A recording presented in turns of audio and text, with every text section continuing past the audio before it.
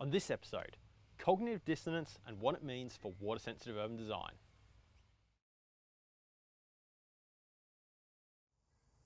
Hey everyone, welcome back to Ideanthro, and welcome to a new type of Ideanthro episode called That's Like WSUD. In a That's Like WSUD episode, we will be taking a concept or an idea that we've heard about in, say, a book, a podcast, a conversation, really anywhere, doesn't really matter, a concept or an idea that we have heard about, and we will relate that to water-sensitive urban design so that we can learn from it. So, if you've ever had a situation where you've been, having a conversation with someone, they've been telling you about something that's really interesting them at the moment, and partway through you've been like, wait, hang on, that's like water-sensitive urban design. Yeah, this happens and that happens. That's the sort of thing we're going to be doing here. These are those moments where we've been, reading something, listening to something, having a conversation with someone, and we've gone, wait, hang on, that's just like water-sensitive urban design. So to kick this off, we have a three-part series where we're going to take three concepts that I learnt about individually, but which actually fit together really quite nicely. And we're going to relate those back to water-sensitive urban design so that we can learn from them. Now, these three concepts are, number one, cognitive dissonance. We'll deal with that in this episode. Number two, this one's a bit of a biggie. The concept of how cultures evolve and change in response to our needs to figure out what doesn't make sense in our culture and to resolve that. You have to wait for episode number 2 for me to try and explain that more succinctly than I just did there. And number 3 is the concept of the obstacle is the way, the obstacle being the way. And we'll come to that then. So, before we get started on cognitive dissonance, I want to say one thing. I want to give a quick shout out to my friend Courtney Henderson.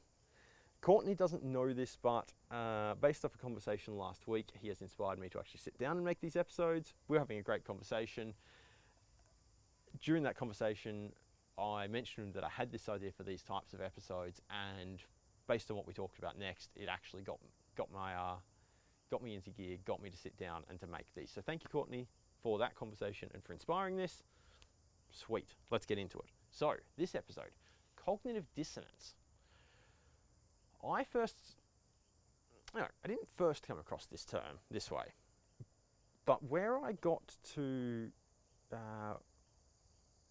know the majority of what I know, and I recognise there's a lot more out there than what I currently know about cognitive dissonance. I'm by no means an expert on it, but where I got a lot of my current knowledge about cognitive dissonance from is from a book called Mistakes Were Made, but Not By Me. So if you're interested in this concept as we get into it, that's a pretty good reference for you. So what is cognitive dissonance? So there's a couple of definitions. One might be that cognitive dissonance is the state of mind that you are in when you hold contradictory beliefs or thoughts about a topic. I'll give a better example of that, or an actual example of that in a second. But the second definition here is the stress that is caused by us being in a state of mind where we are holding conflicting beliefs or ideas about a topic. So you can see the subtle difference there. One is the state of mind itself, one is the stress that the state of mind causes. So what's a tangible example of this? A tangible example might be, say you wanted to either get in shape, get fitter, or lose weight, but at the same time ate a really unhealthy diet. Those two things are, logically speaking, directly in conflict with each other. To lose weight and to get healthier and fitter, you should be eating a healthy diet, but if you're not, those things are in conflict. And the state that you are in to be able to hold those two beliefs, that you want to be fitter and at the same time are eating this healthy diet, that is cognitive dissonance, right? Another example of this might be, say if you identify as an environmentalist, think that it's important to have a low impact on the world, but at the same time, every time you go and buy your groceries from Woolies, you get plastic bags and end up throwing those in the bin. That's not an outlandish situation. I'm sure a number of you just went, eek, that's me. That's not an outlandish situation. I'm largely, to some extent, describing myself there. that is also an example of cognitive dissonance, because your belief or your identification as an environmentalist is in conflict with the fact that you're throwing out plastic bags all the time, which is wasteful and not good for the environment. So, the thing about this is that for us as humans, so those are really simple examples, but they can be much, much deeper and much more complex than that, right? But we needed a simple example to get into this. The thing about cognitive dissonance is that we as people generally like to see ourselves as being logical and rational creatures. So the concept that we would hold conflicting ideas like this is actually really painful for us. We don't want to have to process that dissonance, that conflict, that contradiction in our beliefs. So the natural human response to cognitive dissonance is, well, you've really got two options here. Option number one is if you recognize that you are being dissonant about a topic. So say if I'm the environmentalist here and I'm using more plastic bags than I should, which I probably do. Note that I'm using the word probably there. That's a sign of my dissonance, I think, that I haven't fully processed this. So let's try that again. If I identify as an environmentalist and I do use more plastic bags than I should, I have really two options. Number one, I can admit that dissonance, which is painful, and then alter my behavior. Or two, I can create stories within my own mind that justify that behavior. So the justification might be, well, I don't use that many plastic bags, I only take them occasionally, and I do reuse them first, and then I throw them out. So we develop these ways as a response to cognitive dissonance to lessen the pain caused by it. Because if we think about literally, if we think about every single conflict in our life and the way that we behave, things get really painful. We as human beings can't deal with that. So we develop these stories to explain that away. Which brings me to water-sensitive urban design. Can we think about any examples within water-sensitive urban design where something like this is taking place? And I think the answer is yes. In fact, I think there's many cases, and I'll share just one with you. This is going to be a little bit challenging though, so bear with me. If you've spent some time around the stormwater industry in Australia, you'll no doubt be aware that there are a large number of manufacturers of proprietary stormwater treatment products. I'll say up front, I'm not making this a go at proprietary stormwater treatment manufacturers. But you'll be aware that there are a lot of these proprietary stormwater treatment products out there, and that this is a touchy subject, because there's a lot of questions about, well, how well do these systems work? How much pollution do they remove? How much credit should they be given for removing pollution? When should they be installed? When should they not be installed? Are they cost effective? Do councils want them? Should they be allowed on public land or private land? And on it goes. And this is a really heated, like a really heated topic, and really quite a confrontational topic between the proprietary manufacturers on one side, largely speaking, and the local governments in Australia on the other, who regulate for the most part, not entirely, but regulate for the most part where these systems can be used.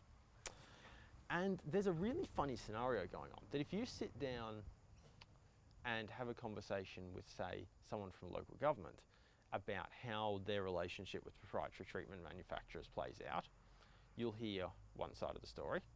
And then if you sit down with a manufacturer, on the other hand, you'll hear another side of the story. So the local government story might go something like this.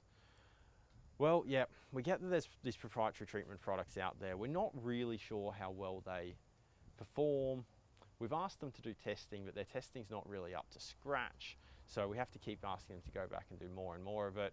We have some concerns about the way the stats have been done in their reports, and maybe those reports aren't entirely independent and verifiable. So we really don't like these products being used. But we have set up a fair process by which the manufacturers can go out and test their products, and if their products do perform as they say, we'll approve them. And then if you ask the proprietary manufacturers how this situation works, they might say something like, look, we've had this product out for years, we've been trying to get it tested. 5 years ago we went to the local governments and asked them what we needed to do to test our product, and they said, yep, if you do this, then this, then this, we'll be able to assess your product, and we'll be able to, if it performs appropriately, we'll be able to approve it. And so we went away and we did the testing, and we came back to the local governments, and they weren't satisfied with the testing that they've done, and they changed the goalpost. They moved the goalpost, and they made us go and do this other testing over here. And testing's really, really expensive. It's just not fair. We just don't think the local government officers want to approve our products, and they're finding ways to delay us and to put us off. So unfortunately, we had to go to the politicians in their local government and get them to sort it out, because it just wasn't fair what the local government officers were doing. Well, those two stories are really, really different about the same situation. Even though, ostensibly, both the local government party and the proprietary manufacturer party in this instance have experienced exactly the same situation. They've been in the same rooms and the same meetings together. They've gone away and done a bit of stuff separately, but they've been in the same situations together, and yet they've interpreted it really differently. And I think this is a classic example of cognitive dissonance at play. I reckon, because I personally think that the tension in this situation, in this proprietary treatment product approval space, is caused by a mix of stuff not being great on both sides of this debate that I've set up.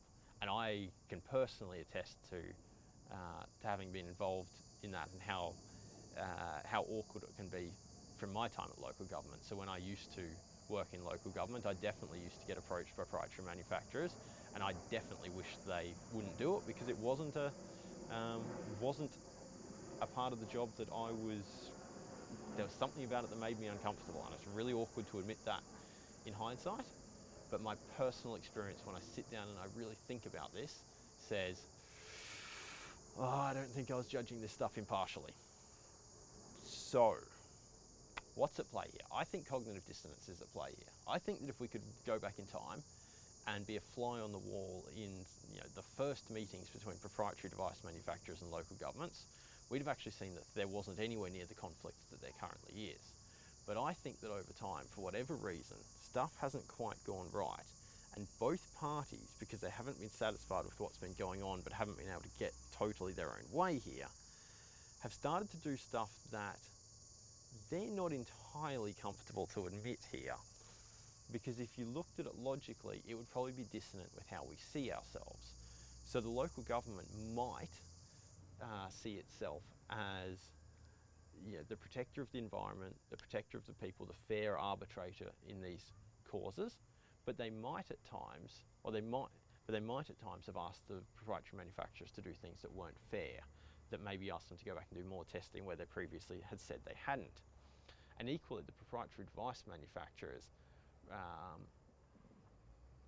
might see themselves in a certain way, but have behaved in a way that's in conflict with that. And I think over time, what starts out as quite an amicable working relationship, by people slowly taking actions that step them away from how they see themselves, creates this dissonance where no one can actually admit that they have some fault to play in the situation that has evolved, in this conflict that is local government officers versus proprietary device manufacturers. And so when we ask ourselves to explain what's going on, we are faced with a choice. We can either go, yeah, right, there's a garbage truck nearby. I don't know if it's picking up in the sound, but we'll just wait a second and let that get out of the way. And it's going. So we've got this dissonance here, so that when we come and ask either of the parties how it played out, we're effectively faced with a choice where we can look logically at the situation, admit that probably some of our behaviour in this situation hasn't stacked up to our morals, and we can go, big deep breath, okay, I have some fault to play in this, and here it is, and here's the situation. Or, more commonly, we end up spinning what has happened, because it is spinning what has happened to create a story that paints us in a perfect light and the opposing side in a poor light. And I think that is cognitive dissonance at play in proprietary stormwater treatment device approvals between local government and the manufacturers in Australia. That's cognitive dissonance. What do you think of that? Do you think cognitive dissonance is at play in this space? What about in other spaces of water-sensitive urban design? Can you think of other examples of where this conflict between perhaps how we see ourselves and how we've behaved in the past creates conflict, and we're not able to logically look at our actions in the future? Thanks for tuning in. We'll see you next time.